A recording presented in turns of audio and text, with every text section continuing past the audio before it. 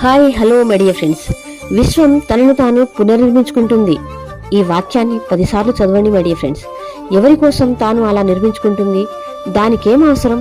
ఎప్పుడైనా ఆలోచించారా? మీ ఇంట్లో ఒక పని మనిషి ఉన్నదనుకోండి, తనకంటూ ఏమీ ఆలోచనలు ఉండవు. ఎందుకంటే యజమాని ఆలోచనే తన ఆలోచనగా సాగుతుంది. మీకెప్పుడు ఏం కావాలో తనకు అనుగుణంగా తనను తాను మలుచుకుంటుంది మై డియర్ ఫ్రెండ్స్. ఎస్, మీకు రోజు కాఫీ తాగే అలవాటు ఉంది.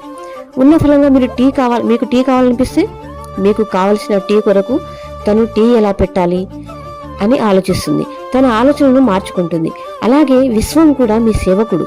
మీరు ఇప్పటి వరకు జీవిస్తున్న జీవితానికి అనుగుణంగా మీ జీవితాన్ని డిజైన్ చేయడం జరిగింది మై డియర్ ఫ్రెండ్స్. అది మాత్రమే మీ ఆజ్ఞకి లోబడి విశ్వం మీకు కావలసిందన్నీ అందివ్వడం జరిగింది. కానీ ఇప్పుడు ఉన్న ఫలంగా మీ జీవితానికి డబ్బు, సంపద అనే డిజైన్ ఇవ్వడం వల్ల అవి ఎలా ఇవ్వాలి అనే దానికై విశ్వం తనను తాను పునర్నిర్మించుకుంటుంది మై డియర్ ఫ్రెండ్స్. ఎస్, మీ కోరిక మాత్రమే. మీరు కోరుకున్న దానికి అనుగుణంగా మీకు అన్నీ సమకూరుస్తుంది. విశ్వం మీ సేవకుడు. మీరు కోరుకున్నది ఏదైనా దానికై ప్రతి క్షణం యూనివర్స్ చర్య జరుగుతూనే ఉంటుంది. మీ ఆలోచనలకై విశ్వం తనను తాను పునర్నిర్మించుకుంటుంది.